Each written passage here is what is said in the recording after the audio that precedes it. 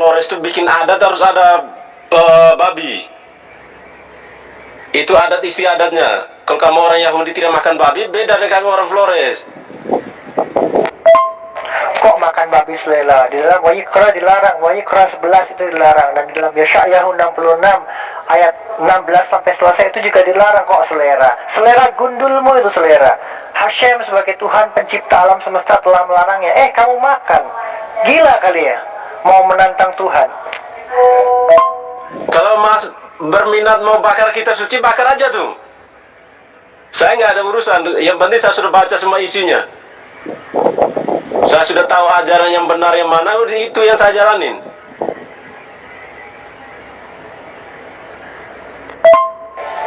Saya tidak perlu membakar kitab suci saya. Kamu itu loh, bakar Tauratmu itu. Nggak perlu kamu Taurat. Buat apa kamu menajiskan kitab orang Yahudi di situ? Kalau kamu nggak mentaatinya, kamu malah menghinanya. Kalau nggak perlu dengan kitab Taurat, jangan ditempel-tempelin. Buat apa jadi hiasan biar berdebu begitu? Aneh, sudah mencuri kitab orang, ngeyel pula dikasih tahu. Itu kan ajaran kamu, Mas. Itu ada si istiadat orang Yahudi. Kan kamu percaya Yahweh yang menampakkan diri ke Musa. Beda dong dengan saya. Masa soal makan minum aja protes sih? Beriman dia lebih penting. Jangan makan minum daging babi cuma masih diomongin.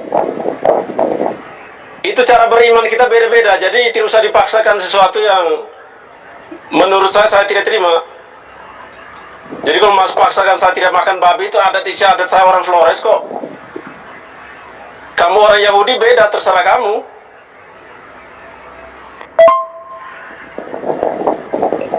Tapi namanya kitab suci saya tidak mau bakar. Tadi kan kamu yang ngomong bilang mau bakar. Bakar aja. Kamu mau bakar Alkitab, mau bakar kitab suci, terserah kamu, itu urusan kamu. Loh, Torah itu memang kitab kami, Bani Israel. Kitab kami, Bani Israel yang kamu curi. Kalau kamu merasa nggak butuh, nggak hormat terhadap kitab itu, buang dari kitabmu. Untuk apa jadi pajangan? Pada mulanya Allah menciptakan alam semesta. Hei, itu kitab kami, bukan kitab kamu. Hashem tidak pernah menurunkan Torah kepada Bani Katolik ya. Loh, itu memang bukan kitab suci kamu. Kalau kamu tidak menurutinya, untuk apa dipajang di situ? Buang aja, robek. Saya kasih tahu kamu, daripada kamu menajiskan kitab suci kami, bangsa Yahudi. Saya baca Taurat itu hanya sebagai ilmu pengetahuan aja. Bahwa orang Yahudi itu adat istiadatnya begini. Saya tetap konsisten, Mas. Saya ikut ajaran Yesus. Itu aja. Kalau memaksakan saya harus ikut semua adat istiadat kamu orang Yahudi, ya nggak bisa lah. Saya lahir di Flores saya. Ada adat istiadat saya yang selalu harus jalanin selain agama. Torah itu bukan sebatas ilmu pengetahuan. Torah itu adalah miswot, perintah-perintah untuk dilakukan dalam kehidupan ini. Bukan ilmu untuk berdebat, apalagi ilmu untuk pengetahuan. Ngaco kamu. La'asot et kal divrei Torah asot, untuk melakukan semua perkataan Torah ini, bukan untuk dijadikan hafalan. Aneh. Anjuran ini saya sudah bilang, sampaikan ke pemimpin agama Katolik. Biar dicabut aja kitab sucimu, karena itu memang ajaran agama kamu dan adat istiadat kamu yang di dalam itu. Jadi memang tidak perlulah dipajang di situ. Ngapain sih? Pemimpin kalian pencuri, semua orang juga sudah tahu. Bani Israel seluruhnya sudah tahu bahwa Roma Vatikan adalah pencuri kitab Yahudi tahun 70 Masehi, menjajah Israel. Pada perang salib kalian kalah oleh tentara Islam. Itu adalah fakta yang tidak bisa dibantah. Iya, ya, memang benar kok itu kitab kamu. Saya tidak tahu pemimpin kamu pada waktu itu ngapain tuh sampai kitabnya diambil tuh. Jangan sampai orang Yahudi waktu itu kan ada di Eropa, ada di Jerman, ada di Amerika. Sampai ada Zionisme baru balik ya. Apakah Anda itu keturunan Yahudi atau benar orang Yahudi? Saya masih ragu nih. Pemimpin kami adalah Kohenat Jodol, imam besar Lewi keturunan Aharon. Dan saya katakan bahwa paus kalian dan paus terdahulu kalian yang paling pertama, Roma Vatikan, mencuri kitab kami. Dan itu adalah pelanggaran terbesar, dan suatu saat kalian akan merasakan akibatnya, karena itu adalah hukuman dari langit. Kalian tak akan bisa menghindar dari El Shaddai, kekuatan yang maha mencukupi. Iya, kalau fakta politiknya seperti itu, tinggal sekarang kalau sudah tahu seperti itu kan tinggal diberitahu aja, Mas. Sederhana saja, nggak usah dibesar-besarkan. Kamu orang Yahudi juga bunuh Yesus tuh, itu difilmkan Mel Gibson itu. Itu pelanggaran HAM berat di masa lalu, Mas, sebenarnya itu. Ingat, Mas, serdadu-serdadu orang Yahudi itu yang menyiksa Yesus, menikam lambung Yesus dan lain-lain.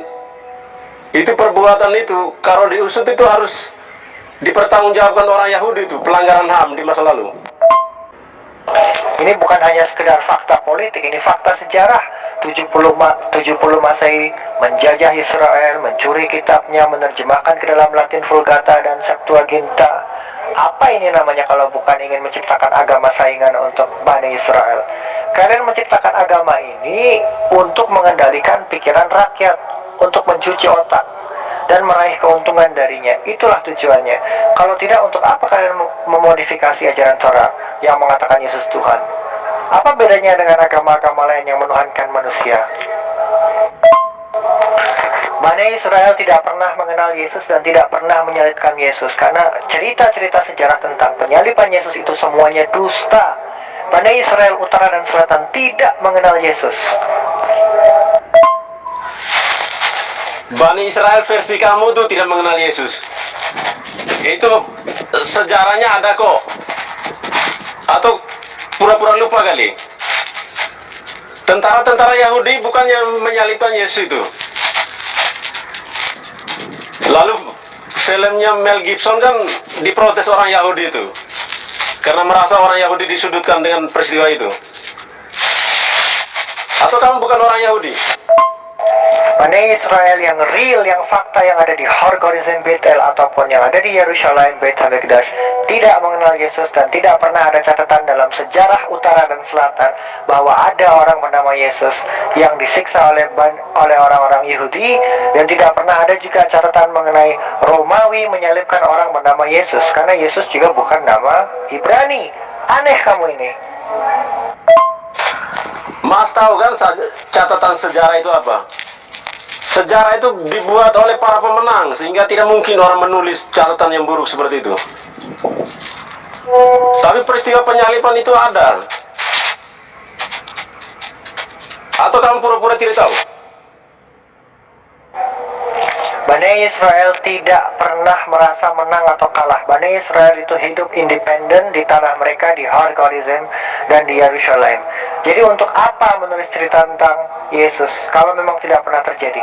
Cerita-cerita yang lain yang buruk-buruk ataupun yang baik-baik banyak ditulis, hanya satu saja yang tidak ada, Yesus yang lahir dari perawan Maria. Bohong sekali itu. Tak pernah ada kisah seperti itu. Jadi untuk apa Bani Israel percaya terhadap kitab yang penuh dusta seperti itu? Otakmu itu yang dusta. Ini orang beragama udah bertahun-tahun dan sudah membuktikan itu. Kamu lahir tahun berapa? Agama Katolik itu sudah lama hidupnya. Atau kamu ada catatan sejarah lengkap? Jangan bicara dusta loh. Kalau kamu orang Yahudi, saya pikir kamu berpikir lebih bijaksana.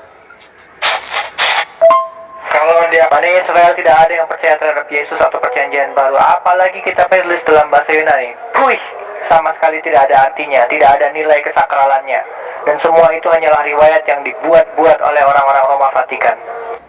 Bani Israel hidup independen tapi perang melulu sama orang Palestina tuh. Ngapain sih itu perang melulu tuh? Kamu ini bukan orang Yahudi menurut saya. Cara berpikir kamu sempit. Kamu ini dialog agama kok menjelek-jelekan agama orang lain.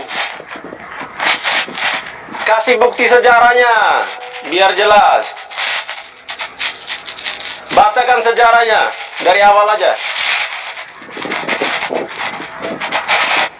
Bani Israel sejak 3.650 tahun yang lalu, terutama Bani Israel Utara Shalmeri, masih ada di sana dan melakukan korbanot.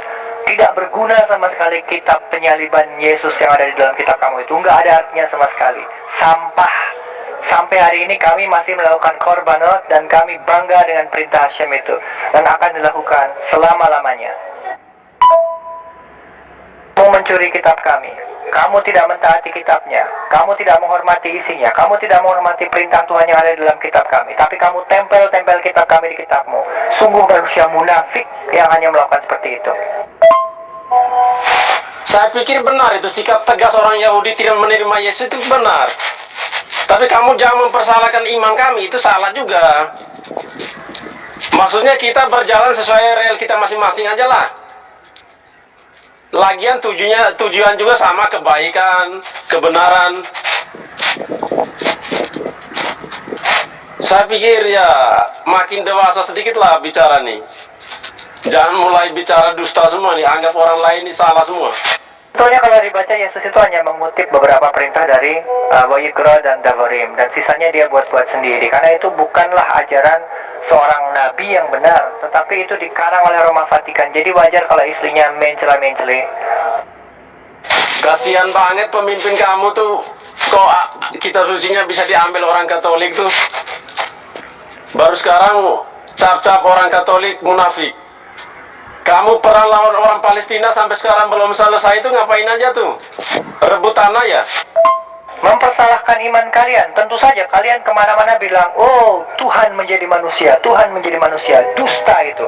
Tidak pernah dikatakan dimanapun Hashem menjadi manusia, atau menjelma menjadi manusia, atau firmannya menjelma menjadi manusia.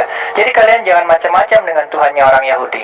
Kalau kalian sudah kena kutuk baru kalian rasa. Karena ini hukumannya hukuman ilahi, hukuman langit, bukan hukuman manusia. Dan setelah kalian mati, kalian akan masuk Jahannam. Tentu saja bisa, namanya juga buku, kertas, bisa dicuri orang. Tentu saja bisa. Sedangkan Roma Vatikan juga bisa dikalahkan oleh tentara Islam pada waktu perang salib. Emangnya kenapa? Kalau bisa dicuri atau kalah, emang kenapa? Itu namanya manusiawi, wajar. Kamu bukan Tuhan, kamu bukan dewa-dewa. Ini nenek moyang kamu dulu yang percaya patung-patung emas yang dibuat. Makanya Allah menampakkan diri ke Musa itu untuk tegur nenek moyang kamu orang Yahudi yang salah menyembah Tuhan. Jangan samakan itu dengan Yesus. Ajaran Yesus itu beda. Itu kan iman kamu, Mas. Jadi jangan samakan semua orang harus beriman seperti kamu. Kan iman saya beda dengan kamu.